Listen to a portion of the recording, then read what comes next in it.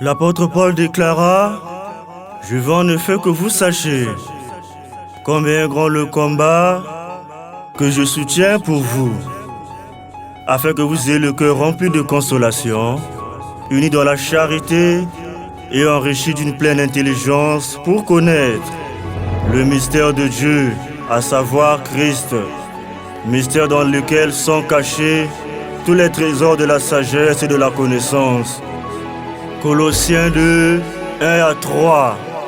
Amen.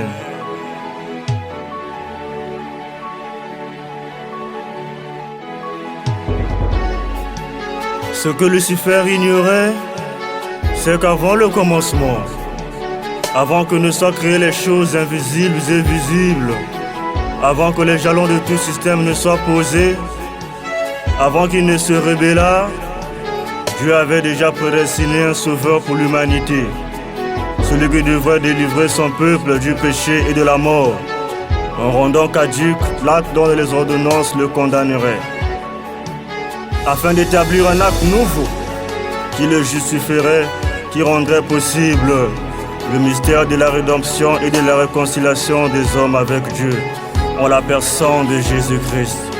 Car Dieu était en Christ, réconciliant le monde avec lui-même, en n'imputant point aux hommes leurs offenses, et il a mis en nous la parole de la réconciliation.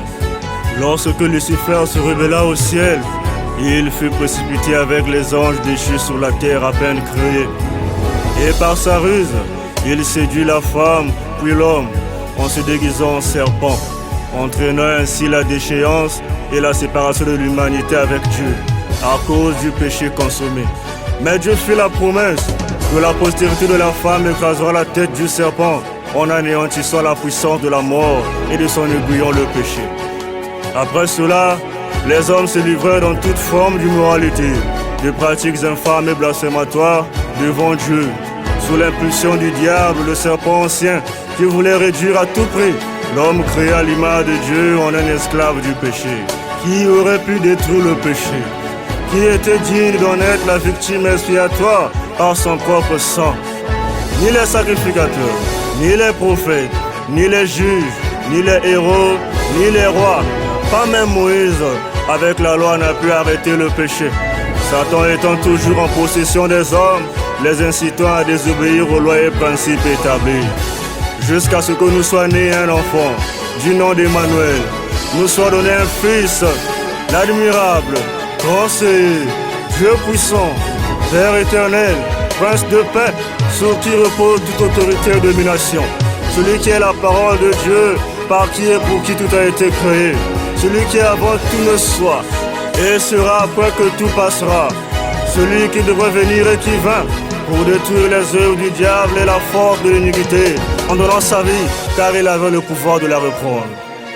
Celui dont rien que sa naissance fut un grand scandale pour la médecine, car nul n'aurait imaginé qu'une vierge conçoive et mette au monde celui qui était avant le commencement, en forme d'esprit, de parole, puis de lumière qui éclairait la surface de l'abîme.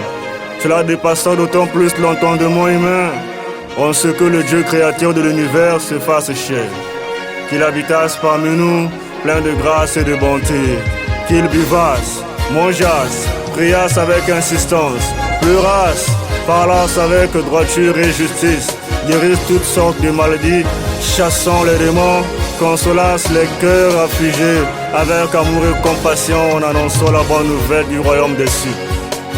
Où est donc l'homme sage? Où est l'homme intelligent de ce siècle? Il vient expliquer par la science, la philosophie et la technologie le mystère de la piété. Aucune sagesse, aucune science, aucune intelligence ne saurait saisir la profondeur, la hauteur, la longueur et la grandeur de la présence de Dieu manifestée en Christ. Car même pas le diable n'avait su qui se dépouillerait lui-même, prenant une forme humaine, devenant semblable à un simple homme, revêtant un habit de serviteur, obéissant, s'humiliant jusqu'à l'opprobre d'une mort honteuse, celle de la croix. Lui qui était pur sans péché est devenu péché pour l'humanité. Mais les hommes, dans leur raisonnement obscurci, croyant que le Messie devrait venir comme un roi, un conquérant, ne l'ont pas reconnu comme étant l'agneau de Dieu qui ôte le péché du monde. Ils n'ont point fait cas de lui, puisqu'il n'avait rien de beauté extérieure pour attirer les regards. Cependant, c'est de leur péché qu'il s'est chargé.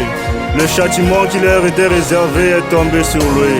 Ils l'ont considéré comme un voleur, le clouant à la croix, au même rang que des malfaiteurs.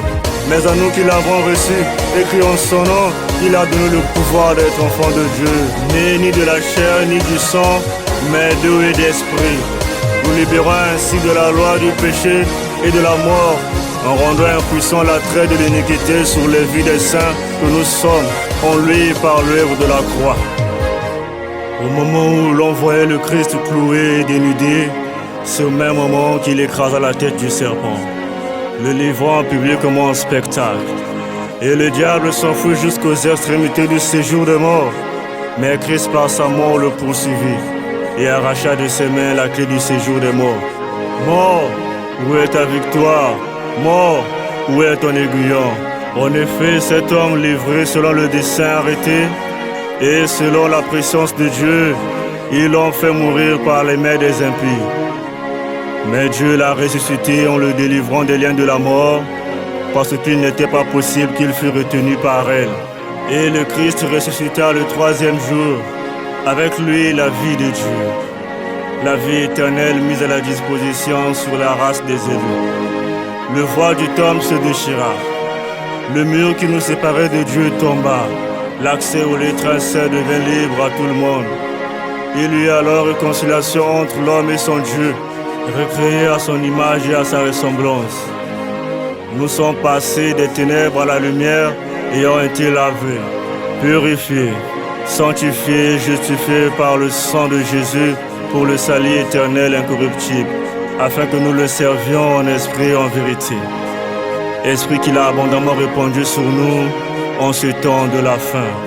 Nous te rendons donc grâce, Seigneur, toi qui nous as rendus capables d'avoir part à l'héritage des saints dans la lumière. C'est ainsi que ton nom est élevé au-dessus de tout ce qu'on peut nommer dans le ciel, sur la terre et dans l'univers. Que tout genou fléchisse et toute langue confesse que Jésus-Christ est le Seigneur, à la gloire du Père. À la gloire du Père, à la gloire du Père, à la gloire du Père, à la gloire du Père. Ô Seigneur, je te loue, te célèbre et t'adore, toi le Dieu de ma vie, pour toujours et à jamais. Toi ma force, mon appui, la lumière de mon âme, mon sauveur, mon salut, la source de ma joie. Pour ma vie, pour mon âme, mon esprit et mon corps t'appartiennent aujourd'hui, pour toujours et à jamais. Reçois ma louange, reçois ma louange, reçois ma louange, reçois ma louange, reçois ma louange, reçois ma louange, reçois ma louange, reçois ma louange, Seigneur. Ô Seigneur, je te loue, te célèbre et t'adore, toi le Dieu de ma vie, pour toujours et à jamais. Toi ma force, mon appui, la lumière de mon âme, mon sauveur, mon salut, la source de ma joie. Pour ma vie, pour mon âme, mon esprit et mon corps t'appartiennent aujourd'hui, pour toujours et à jamais. Reçois ma louange, reçois ma louange, reçois ma louange, reçois ma louange, reçois ma louange, reçois ma louange, reçois ma louange, reçois ma louange, Seigneur. Alléluia, toi le Seigneur de ma vie, la source de ma force, la joie de mon âme. Je te loue, je t'adore Père, car tu as créé toutes choses et c'est par ta volonté qu'elles existent. Alléluia, sois béni Seigneur pour l'éternité. Merci Jésus.